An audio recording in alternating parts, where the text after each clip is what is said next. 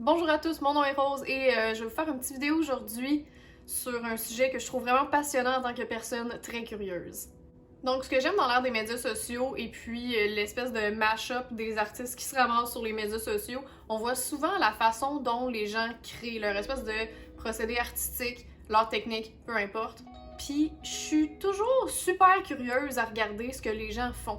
Surtout si ces artistes-là ont un style vraiment différent du mien, j'aime ça regarder où est-ce qu'ils prennent leurs idées, comment ils prennent leurs idées, puis au niveau de leur technique, ce qu'ils font. Je trouve ça super intéressant. Puis si vous êtes curieux comme moi à savoir comment certains artistes font certaines de leurs pièces, vous allez sûrement aimer cette vidéo aussi. Voici quelques exemples de ce que je fais souvent. J'ai une de mes peintures préférées que j'ai faites à vie, c'est la Deux Goyles. J'ai celle-ci et j'ai celle-ci.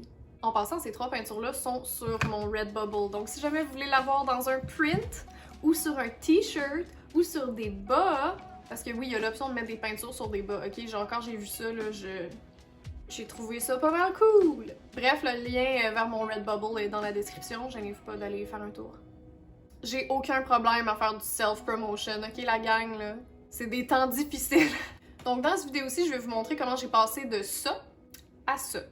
Souvent, quand on dit aux gens qu'on est aussi artiste visuel, les questions qui reviennent, c'est « Ah, quel genre d'art est-ce que tu fais? » Puis je vais être à 100% honnête, je sais jamais quoi répondre à cette question-là. Parce que ce que je fais, c'est colorer, c'est des portraits, mais c'est pas vraiment des portraits. Parce que oui, souvent, je m'inspire d'une image, comme vous allez voir dans la vidéo. Par contre, je fais rien qui se rapproche au réalisme. Là. Puis avec les techniques que j'utilise, c'est pas vraiment du cartoon. Et bref, si vous êtes curieux de voir comment je me suis rendue là, continuez à écouter. Parfois, ce qui m'arrive, c'est que j'ai la palette de couleurs avant d'avoir le sujet en tête. Donc, pour primer mon canevas, comme qu'on dit si bien, j'aime beaucoup mélanger mon gesso avec une couleur pour que ça fasse une couleur de fond un petit peu plus pastel, un petit peu plus opaque et beaucoup plus mat.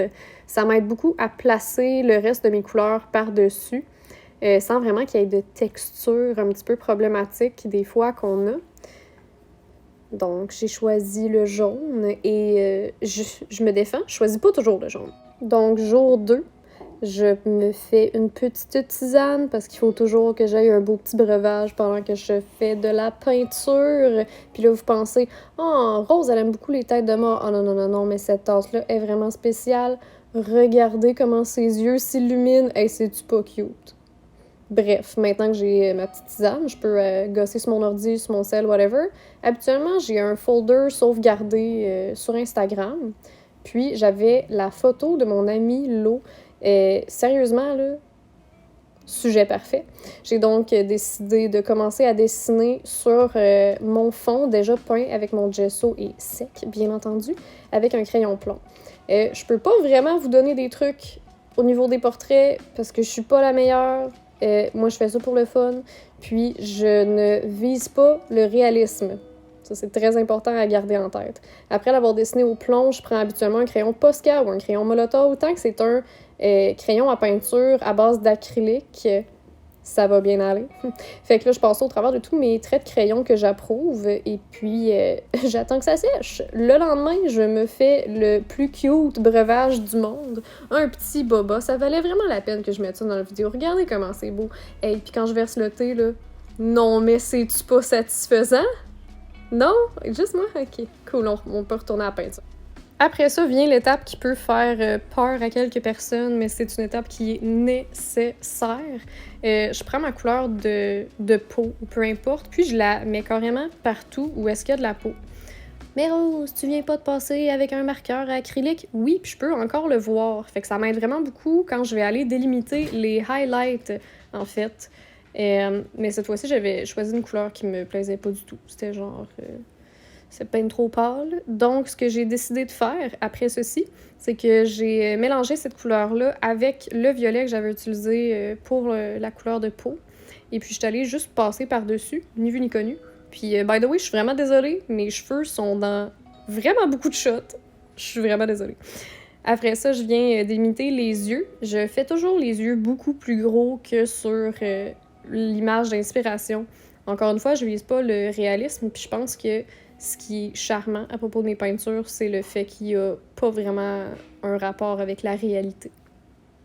Donc, est-ce que le soleil a gâché mes shots? Oui, absolument. Bref, ce qu'on a manqué, c'est que j'ai peint un petit contour un petit peu plus foncé en mélangeant 2 couleurs. Après, j'ai mélangé un petit mix un petit peu plus pêché que j'ai utilisé comme blush et comme couleur de lèvres aussi pour donner un petit peu plus de vie. Parce que même si des couleurs sont naturelles, je veux quand même que ça a l'air cute. Après ça, je m'en vais pour les cheveux. Puis là, gros disclaimer, si, si vous savez, je déteste peindre des cheveux. C'est pas quelque chose que je me sens confiante à faire, mais je me force à le faire quand même parce que, bien entendu, tout artiste veut s'améliorer, je crois. Bref, ce que je fais, c'est que je fais une couleur de base, comme j'ai fait au niveau de la peau. Après ça, je prends une couleur qui est plus vibrante pour aller commencer à faire certaines formes. Je fais du shading et bien entendu, on n'oublie pas les sourcils. Quoique, j'ai vraiment pensé à juste pas mettre de sourcils sur ce portrait, entre guillemets-là, mais je me suis dit que les sourcils, ça l'aiderait le tout. Après ça, j'ai mélangé du gris avec du bleu pour faire des shades plus foncés. J'utilise du gris et je mets bien entendu des highlights blancs. Puis j'ai dessiné des petits poils dans les sourcils. Après ça, c'est le niveau des yeux. Les yeux, là, c'est vraiment le classique « trust the process ». Ce que je fais, c'est que je fais une base plus foncée. Je viens faire des étoiles ou des fleurs, peu importe, avec 2 bleus différents. Puis après avoir fait ces fleurs-là dans 2 bleus différents, un plus foncé, un plus pâle, je viens avec mon gris foncé, puis je viens faire les pupilles. Puis après ça, je fais une ligne juste en dessous de la paupière. Ce que je trouve qui est quand même assez important parce que ça vient donner vraiment une profondeur à l'œil, ça vient lui donner de la dimension. Après ça, je vais juste aller repimper le blanc des yeux.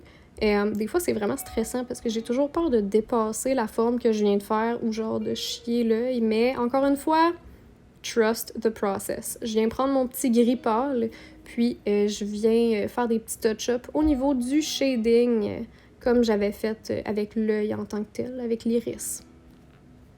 Puis là, c'est la partie la plus satisfaisante. On rajoute des highlights dans les yeux. Puis bien entendu, mes cheveux, je suis vraiment désolée pour ça. Puis après, j'ai décidé de prendre ce magnifique turquoise rétro-là pour son haut. Puis sérieusement, je trouve que c'est vraiment la couleur parfaite. Et maintenant, vous allez pouvoir voir la partie la plus frustrante de cette vidéo-ci. En tout cas, je sais pas, mais... Oh mon Dieu. Hey, l'audace. C'est terrible. Okay, pour de vrai, je veux pas être dramatique, là, pis editing me here, mais j'étais encore tellement insultée que ce pinceau-là ait eu l'audace! Bon, en tout cas, j'ai changé de pinceau puis je me suis défrustrée. J'ai pris le petit turquoise, je l'ai foncé, et c'est pourquoi... Oui, gens à la maison, c'est pour faire de la dimension dans le vêtement en tant que tel. Même si dans la photo, on voyait pas tant de dimension, mais j'aime pas ça voir juste une couleur à plat, à moins que ce soit une couleur de fond, comme dans ce cas-ci. Puis après, j'ai voulu créer des highlights, puis je l'ai fait un petit peu différemment que d'habitude, juste pour tester. Donc voilà, c'est ceci, le résultat final. J'espère que vous avez aimé la vidéo. Si jamais ça vous tente d'essayer des techniques comme j'ai faites, gênez-vous vraiment pas à me tweeter. Mon Twitter est juste en bas. J'aime vraiment la façon dont les gens prononcent Twitter. Ok, je pense que je suis en gros manque de caféine. Et puis bien entendu, si vous avez aimé la vidéo, gênez-vous pas à me laisser un commentaire me disant ce que vous aimeriez voir de plus, puis de vous abonner, d'allumer les notifications et puis mettre un petit thumbs up, ça m'aiderait beaucoup. Puis si vous aimez mon art, j'ai aussi mon Instagram où est-ce que je mets mes arts visuels, c'est juste @dubuc. Sinon, le lien est dans la description. Sur ce, je vous souhaite une excellente journée, puis on se voit jeudi prochain.